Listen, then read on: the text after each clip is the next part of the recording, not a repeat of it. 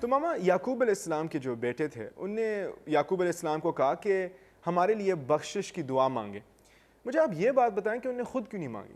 ہاں، یہ ایک اچھا سوال ہے کہ انہوں نے اپنے لیے دعا خود کیوں نہیں مانگی اور والد سے کیوں کہا.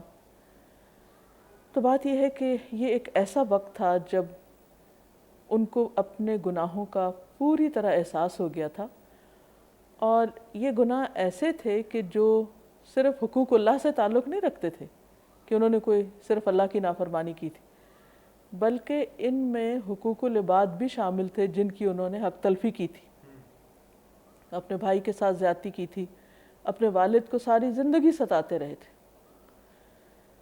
تو یہ یاد رکھنا چاہیے کہ انسان جب اللہ کے حق میں کوئی کمی کرتا ہے، مثلا نماز نہیں پڑھتا یا کوئی اور اللہ کا حق نہیں دیتا، تو اس وقت صرف اللہ سے معافی مانگ لینا کافی ہو جاتی ہے.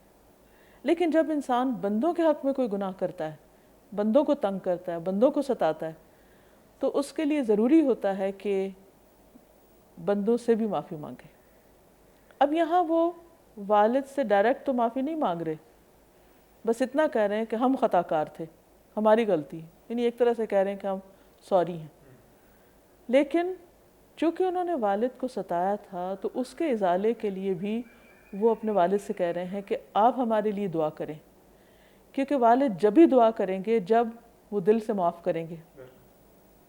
تو اس طرح ایک تو والد کی رضامندی کا حصول جو تھا وہ ضروری تھا، تو اس کو انہوں نے یقینی بنایا. دوسری بات یہ ہے کہ کسی سے دعا کے لیے کہنا، اور وہ بھی کسی نیک انسان سے، یہ انسان کو فائدہ دیتا ہے. انہیں معلوم تھا کہ ان کے والد ایک پیغمبر ہیں اور ان کی دعا قبول ہوگی، کیونکہ اس وقت وہ حقیقی معنوں میں نادم ہیں اور وہ اپنی بخشش چاہتے ہیں. اور عام طور پر بھی جب ایک انسان دوسرے سے کہتا ہے کہ آپ میرے لیے دعا کریں، تو حدیث میں آتا ہے کہ جب کوئی بندہ مومن دوسرے کے لیے دعا کرتا ہے تو اللہ تعالیٰ ایک فرشتہ مقرر کر دیتے ہیں جو اس کی دعا پہ آمین کہتا ہے، اور وہ یہ کہتا ہے کہ جو دعا تم کسی کے لیے مانگ رہے ہو اللہ تعالیٰ تمہارے حق میں بھی اس کو قبول کرے. لیکن کسی کی دعا اسی وقت فائدہ دیتی ہے جب انسان خود اپنے لیے بھی دعا کرتا ہو. اب یہ نہیں کہ غلطیاں ہم کرتے جائیں اور خود شرمندہ بھی نہ ہوں اور اپنے لیے دعا نہ کریں اور صرف کسی کے ذمے لگا دیں کہ وہ ہمارے لیے دعا کر دے، تو یہ کافی نہیں ہوتا. دوسرے کی دعا فائدہ دے گی، لیکن اس وقت جب ہم خود بھی اپنے لیے دعا کریں گے. ہر انسان سے غلطی ہوتی، لیکن جب وہ معافی مانگ لیتا ہے تو اللہ تعالیٰ اس سے خوش ہو کر اس کو اور نعمتوں سے نوازتا ہے. مثلا ہم دیکھتے ہیں کہ نوح علیہ السلام نے اپنی قوم کو کہا کہ تم اللہ سے معافی مانگ لو، فَقُلْتُ اسْتَغْفِرُوا رَبَّكُمْ إِنَّهُ كَانَ غَفَّارًا. میں نے اپنی قوم سے کہا کہ تم اللہ سے معافی مانگو، اللہ تعالیٰ بخشنے والا مہربان ہے. يُرْسِلِ السَّمَاءَ عَلَيْكُمْ مِدْرَارًا، تم پر آسمان سے بارشیں بھیجے گا. وَيُمْدِدْكُمْ بِأَمْوَالٍ وَبَنِينَ، اور تمہیں مال اور بیٹوں سے نوازے گا. وَيَجْعَلْ لَكُمْ أَنْهَارًا، اور تمہارے لیے نہریں جاری کر دے گا. یعنی جب انسان استغفار کرتا ہے، گناہوں کی معافی مانگتا ہے، تو اس پر اللہ سبحانہ وتعالیٰ انسان کو دنیا کی نعمتیں بھی دیتے ہیں. اب یہاں پر جو برادران یوسف ہیں وہ سخت تکلیف کا شکار ہیں، قحط بھی ہے اور بھی مشکلات ہیں، والد بھی خوش نہیں ہیں، تو ان کی زندگیوں میں سکون نہیں ہے. تو یہ ایک اچھا قدم ہے کہ وہ اپنی غلطی کو مان کر خود بھی شرمندہ ہیں اور والد سے بھی دعا کرنے کے لیے کہہ رہے ہیں. تو یہ ایک خوش آئند چیز ہے.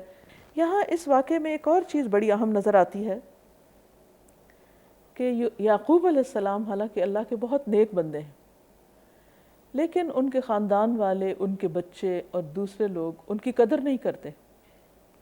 بہت دفعہ زندگی میں ایسے ہوتا ہے کہ انسان بہت اچھا ہوتا ہے لیکن دوسرے لوگ اس کی نیکی کو پہچانتے نہیں اور اس کو اپریشیٹ نہیں کرتے. تو ایسے لوگوں کے لیے بھی یعقوب علیہ السلام کے اس کردار میں بہت بڑا سبق ہے کہ وہ کسی بھی موقع پر نہ تو مایوس ہوتے ہیں اور نہ ہی دوسروں کی خیرخواہی چھوڑتے ہیں، نہ ہی حسن اخلاق کا دامن ہاتھ سے چھوڑتے ہیں. اگر انسان اچھا کرتا چلا جائے، جیسے یعقوب علیہ السلام اولاد کی غلطیوں کے باوجود ان سے اچھا سلوک کر رہے ہیں، تو اب وہ وقت آ گیا ہے کہ جب وہ ان کے آگے ایک طرح سے جھک گئے ہیں اور اپنی غلطی کا اعتراف کر رہے ہیں. تو صبر کا پھل میٹھا ہوتا ہے اور انسان کی قدر اپنے وقت پر ہو ہی جاتی. میری تو یہ دعا ہے کہ اللہ تعالی ہم سب کے گناہ معاف فرمائے. انشاءاللہ اس نوٹ سے ہم ختم کرتے ہیں. ناظرین سے اجازت. السلام علیکم ورحمۃ اللہ وبرکاتہ.